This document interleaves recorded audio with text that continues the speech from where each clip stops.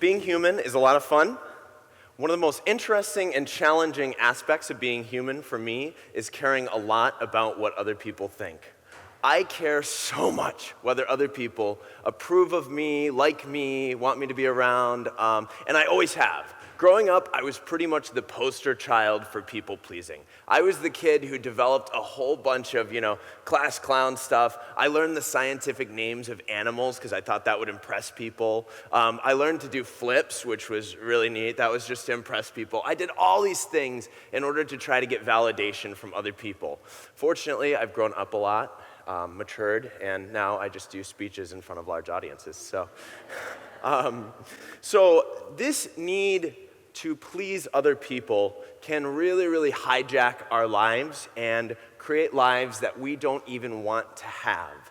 And I have been doing a lot of research over the last few years as to why exactly we want other people's approval. And it turns out it's actually wired very deep into our biology.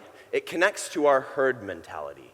So we are a community species as human beings, and if we don't get the approval of our community, of our herd, we might miss out on positive benefits, like community living situations. We might miss out on food. We might miss out on mating opportunities, so it is really a big deal. And what happens is when other people don't approve of us, oftentimes our built-in survival mechanism kicks in. Our fight or flight response kicks in and we say, oh my gosh, I gotta fight this and make them like me and make them approve of me and get back to a state of approval with them.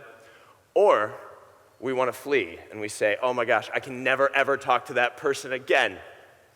So it's a really interesting problem. And as I've been experiencing this need for social validation and talking to other people, I've found so many people who are living lives that they totally don't want to live because they're worried about what other people think. I've talked to people who are going to college for something they don't want to go to college for simply because their parents want them to do that. I've talked to people who want a certain type of job, and that's their dream, that's their passion, that would fulfill them, but that doesn't make as much money as all the other people in their life, and so they need that validation of being on the financial plane with everyone else. I've talked to people who are in relationships and they want out, but the reason they're staying is literally because of the social approval of being in that relationship, and all their family and friends approve of it, and their partner would be really disappointed if they leave. So we live these lives that we don't even want because we're so worried about other people's approval. And there are a couple different ways that traditionally people have tried to work this out. For me, I always took a little bit of a Western approach to handling people pleasing. The Western approach is jump on that treadmill, run as fast as you can, and make everyone like you as much as possible. This is great, but it is completely and totally exhausting. Always making sure that you have the best of everything, always making sure that everyone likes you and you smile and your shirt's always clean and ironed, and it can be really challenging. And I remember this one particular point in my life where I had to make a life decision. This was when I was a kid, and my parents, my mentor at the time, and my friends all had a totally different opinion of what I should do. And it absolutely destroyed me. I got that feeling in the pit of my stomach where I felt just sick because I knew I was going to disappoint someone else. And that's how lost I was. I wasn't even thinking about what was good for me or what I wanted or what was the right thing to do. All I could think about was what other people thought. That is how lost you can get with the Western ideology.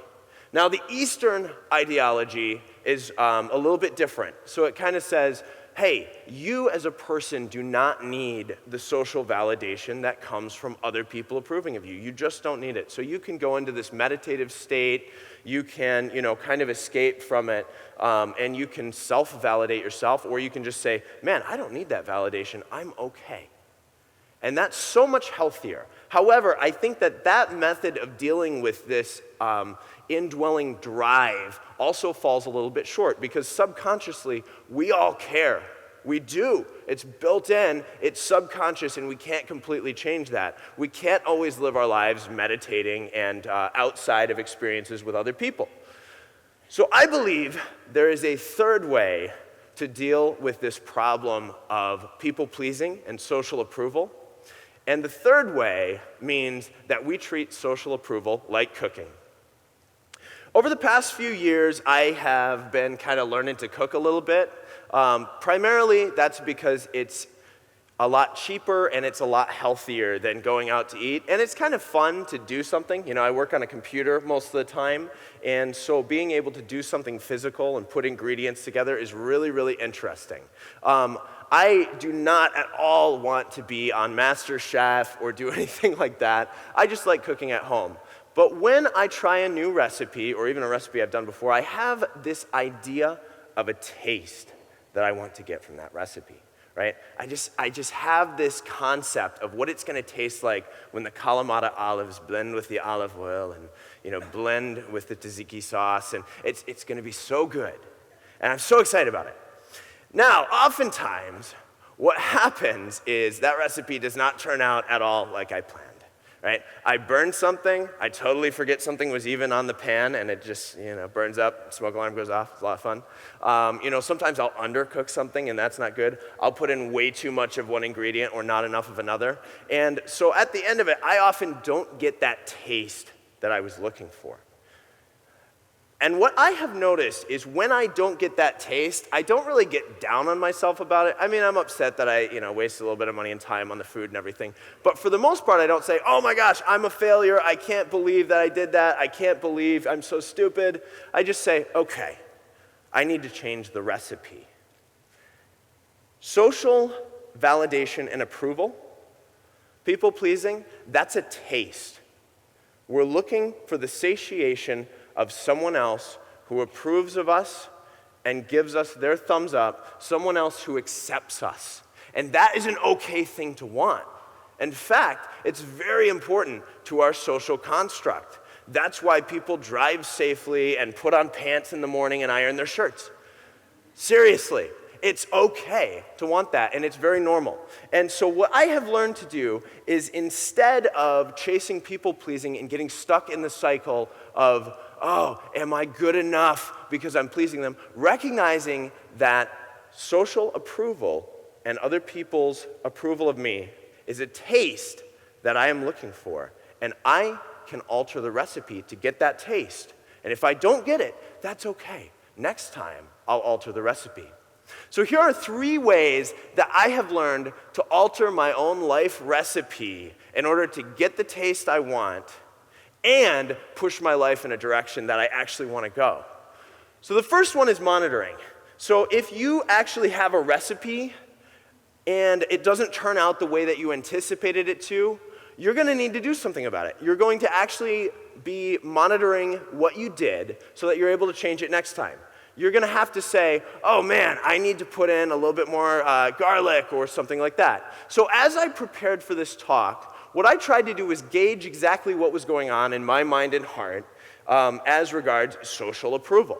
So what I did was I actually figured out that I couldn't figure it out ahead of time. You know, ahead of time I was not able to see what kind of social approval I was looking for or where I was looking for social approval. But after something happened that made me feel sick to my stomach, that made me feel like, oh my gosh, they don't like me, I could figure it out. So I made myself a spreadsheet, and that spreadsheet had 5 columns. By the way, I'm not a spreadsheet guy, even less of a spreadsheet guy than a cooking guy. But I did make a spreadsheet, and it was really helpful. So the first column is what happened. What actually happened that bothered me so much? When did I lose people's approval and why? Second, how did it make me feel? Third, how did I expect to feel? Fourth, why did I feel that way? And fifth, what am I going to do about it? And as I used this spreadsheet over the past few months, I realized that there were some patterns. I noticed that how did I feel? What happened is always when I disappointed someone in some way or anticipated disappointing someone, so I had that feeling, right? How did I feel was almost always undervalued or unappreciated.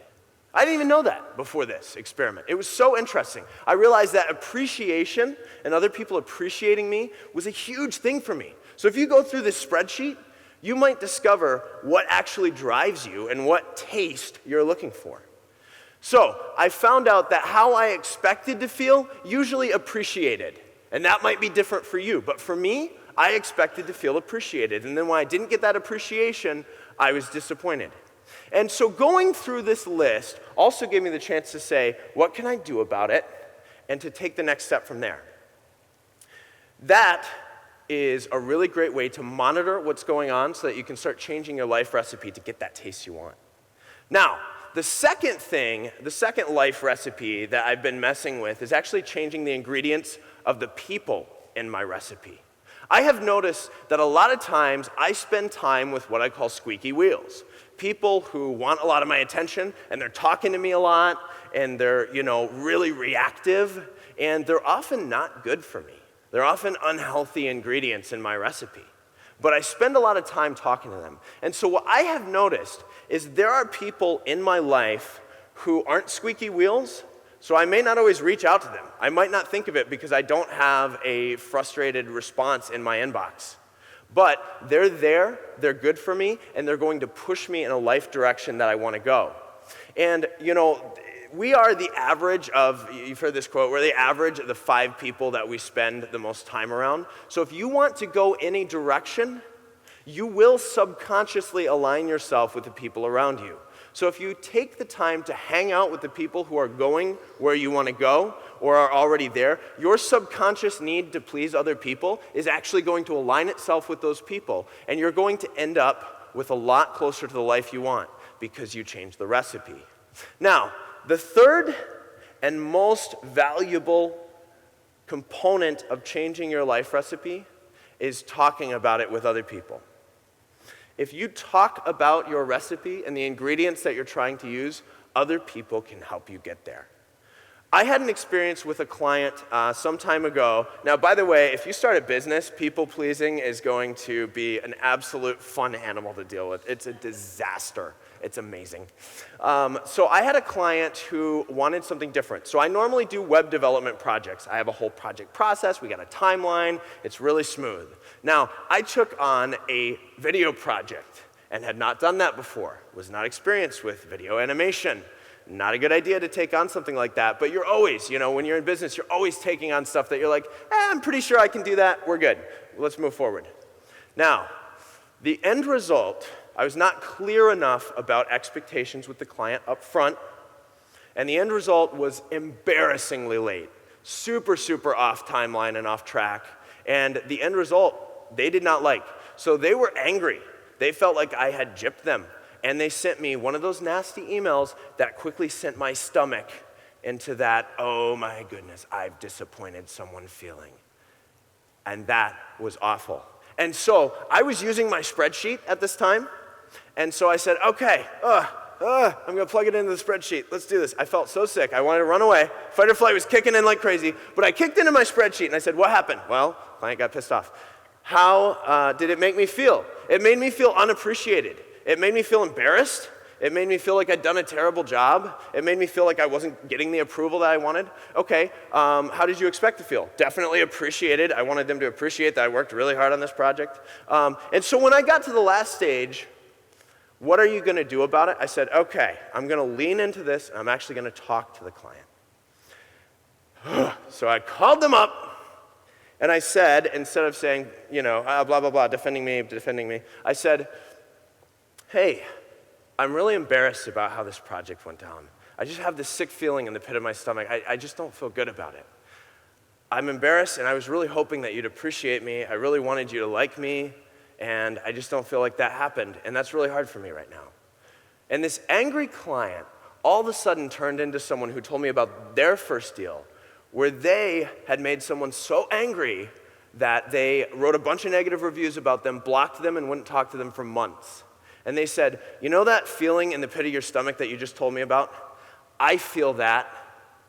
I felt that in that moment.